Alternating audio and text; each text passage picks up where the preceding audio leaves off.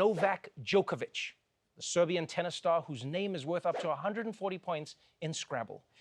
This is supposed to have been a big week for Djokovic, but like my dream of starring in the biopic of Weird Al, it wasn't meant to be. The Australian Open got underway Monday without the world's #1 ranked male tennis player. Novak Djokovic returned to his native Serbia after being deported from Australia for not being vaccinated against COVID.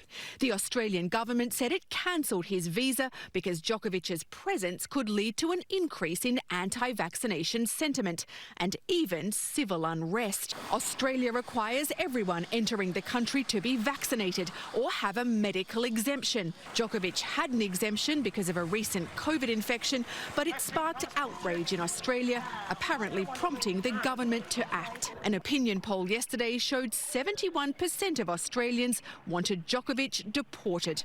Damn. It says a lot about you when that many Australians think you're too dangerous to be in their country.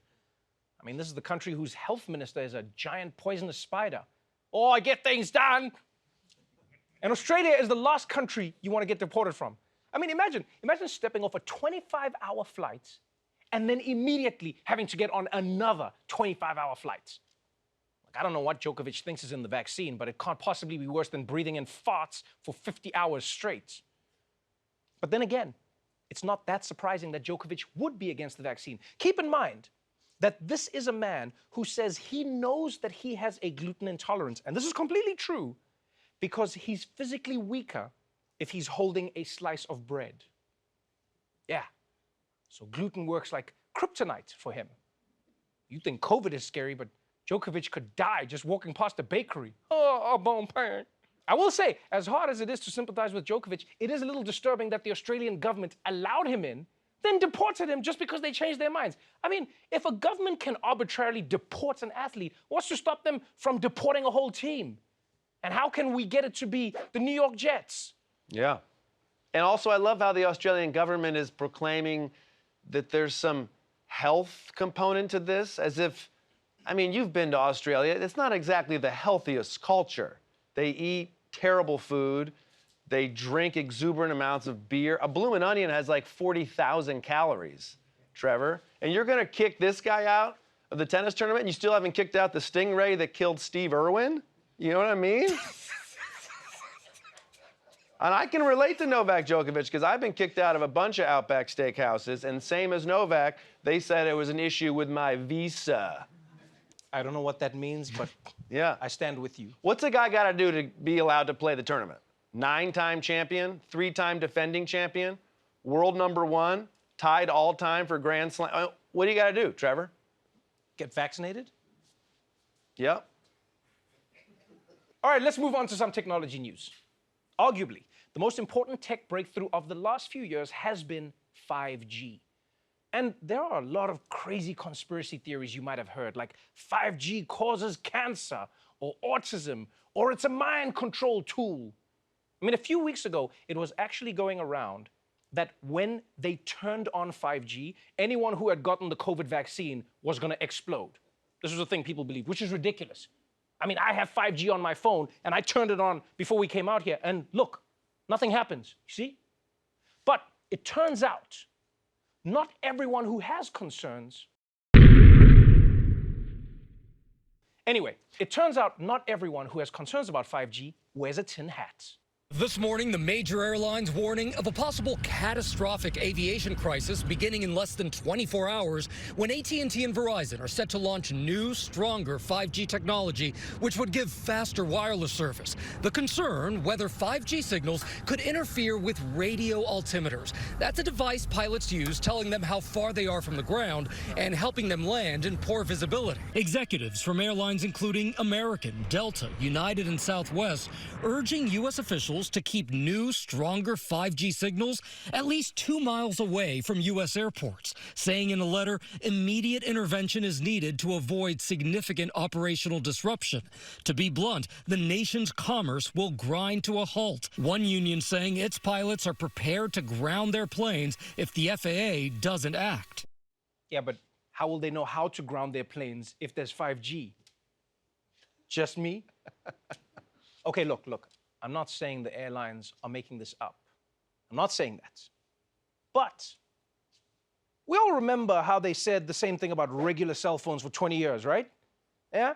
Remember how terrified they had us? Everyone, airplane mode, or this plane could crash. One time I forgot to turn off my phone, and then the plane hit turbulence, and I looked at my phone, I was like, ah, shit, that was me. I'm sorry, everybody, I'm sorry. So anyway, I don't think the airlines are gonna win this fight.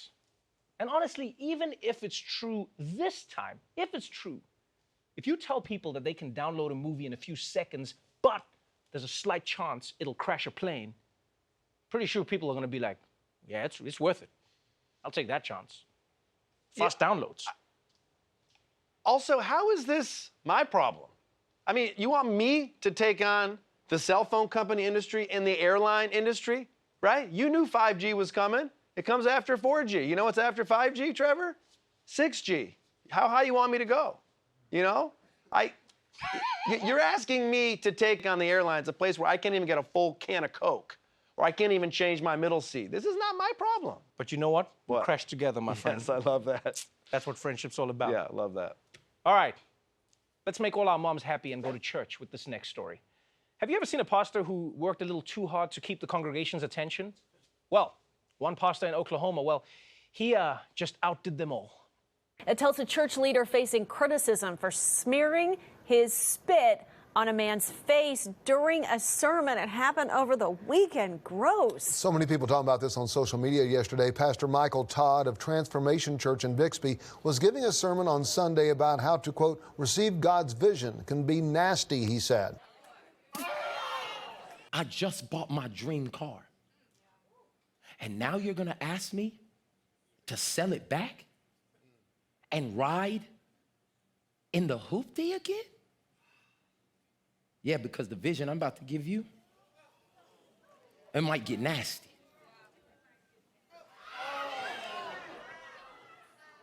Well, the pastor says while he was trying to make a point in his sermon on Sunday, he realizes that he crossed the line, and the guy on stage, that was his brother. How is COVID still spreading in America? We're doing everything right. Huh? We're doing everything right.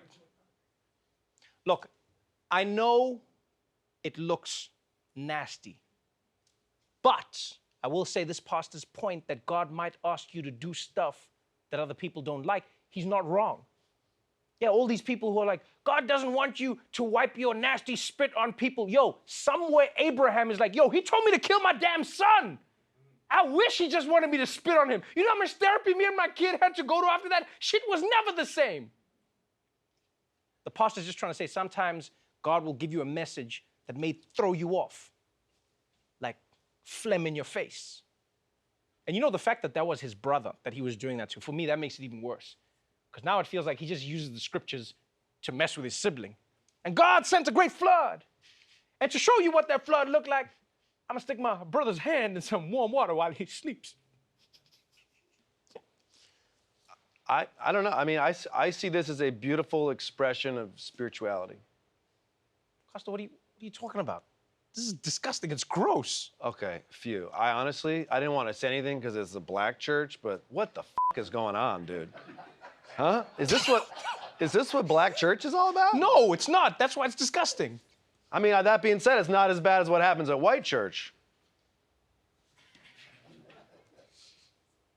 But you're right about when religion was invented, they were doing some dark shit. They were. And it kind of shows how sensitive we are now. Yeah. A little spit on the face from your brother. I mean, my brother used to pin me down and drink orange juice and then do the you know what that is? No, I don't know what this is. Do the spit down to the face and then yo-yo it back up. I'm sorry, I what? didn't realize my brother was just presenting me with scripture at the time. You didn't do that? No. Maybe it's just my brother. Did you know he was doing this when he was drinking the orange juice? Did you know it was coming? Sometimes that was so tricky. Half the time he was just having some breakfast orange juice, and the other time he was getting ready to kick the shit out of me. So. That's trauma, Costa. Yeah, that's trauma.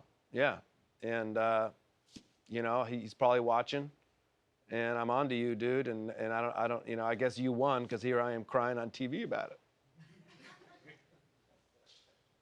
We're gonna talk about this in the break. Yeah, please. We're gonna fix this.